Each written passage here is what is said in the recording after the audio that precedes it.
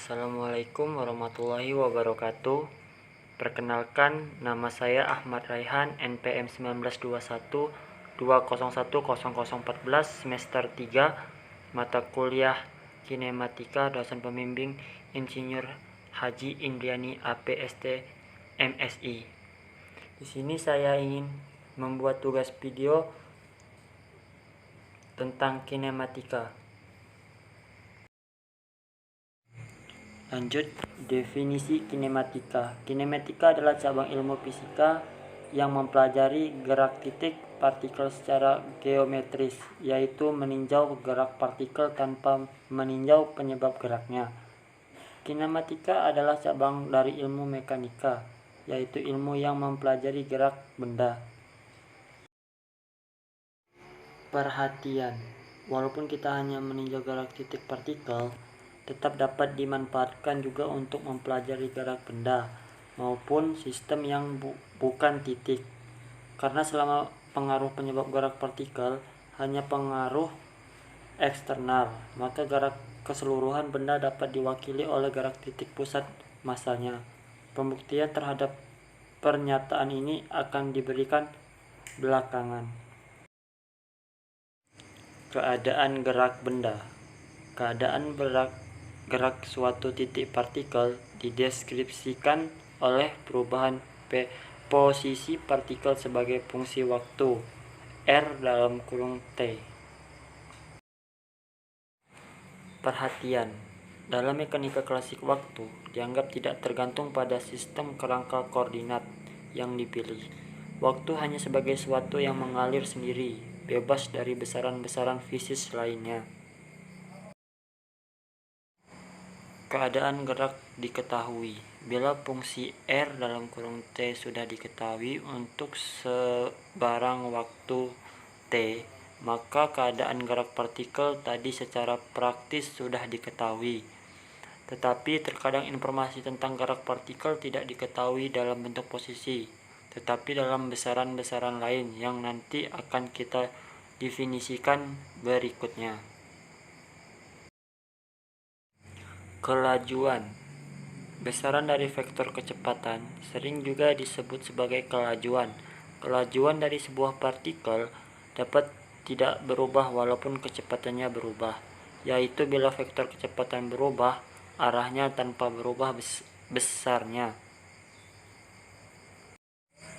Gerak jatuh bebas. Sebagai contoh, gerak dengan percepatan konstan adalah gerak partikel jatuh bebas di dekat permukaan bumi. Dapat ditunjukkan bahwa untuk ketinggian yang tidak terlalu jauh dari permukaan bumi, percepatan gravitasi G yang dialami sebuah benda yang jatuh bebas bernilai konstan. Dalam kasus benda jatuh bebas, bila arah positif dipilih ke arah atas, maka percepatan benda A sama dengan kurang G dalam kurung ke bawah. Kombinasi gerak. Besaran-besaran gerak yang berupa besaran vektor dapat diuraikan menjadi komponen-komponennya dalam setiap arah vektor-vektor basisnya, sehingga gerak dalam dua dimensi dapat diuraikan menjadi kombinasi dua gerak suatu dimensi dalam dua arah yang saling tegak lurus dalam kurung, misalnya dalam arah R dan Y tutup kurung. Demikian juga gerak dalam tiga dimensi dapat diuraikan menjadi kombinasi tiga gerak satu dimensi dalam tiga arah yang saling tegak lurus dalam kurung dalam arah R, Y, dan Z tutup kurung. Semua persamaan-persamaan kinematika gerak lurus dalam bab sebelumnya dapat digunakan untuk mendeskripsikan gerak dalam masing-masing arah.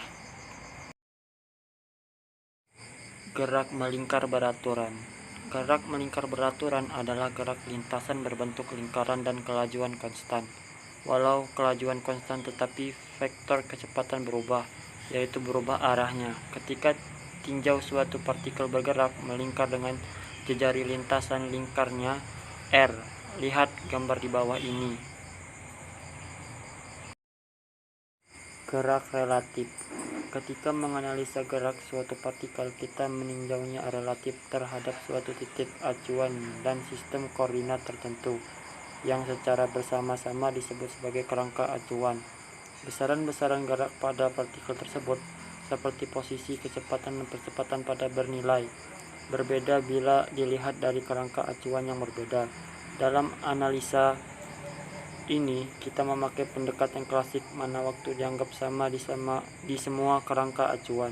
Ditinjau misalnya suatu kerangka acuan A dan kerangka acuan kedua B. Posisi titik asal B dilihat dari titik asal A, diberikan oleh vektor RBA dalam kurung T. Posisi sebuah partikel C menurut kerangka A dan B secara berurutan adalah RCA dalam kurung T dan RCB dalam kurung T.